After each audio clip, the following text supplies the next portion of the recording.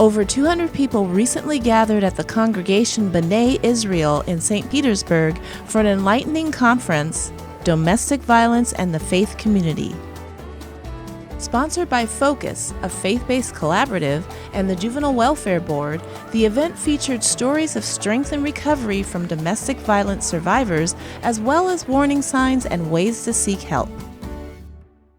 Keynote speaker and domestic violence intervention specialist Frieda Widera shared the harrowing story of Melissa Dome Hill, who as a teenager suffered a brutal attack from a former boyfriend that nearly took her life. Participants were drawn in as Melissa's story unfolded. From waking up on life support in a hospital room following her vicious attack, to her painfully long road to recovery, to her courageous triumph as she rebuilt her life and now inspires others to come forward to seek help. Many such stories were shared, and not all from women.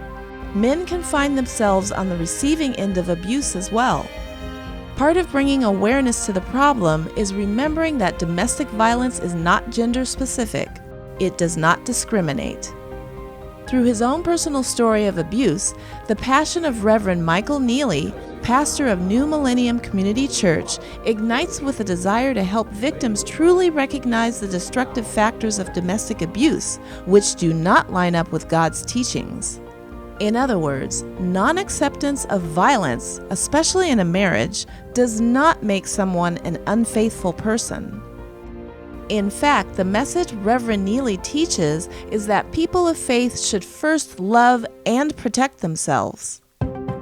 Participants also heard from a panel of experts from the faith and social service community, visited vendor booths to gather educational resources, and witnessed a very special moment, the presentation of a prayer shawl to honor the retirement of JWB's beloved CEO, Dr. Marcy Biddleman.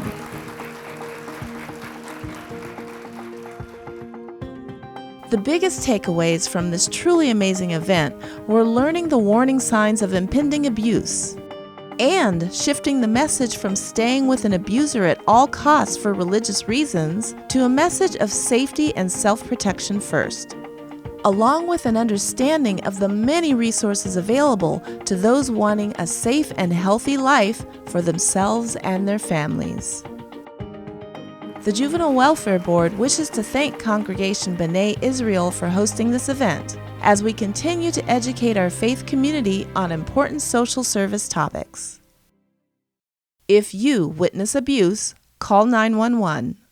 If you or someone you know is experiencing domestic abuse, call the National Domestic Abuse Hotline at 1-800-799-7233.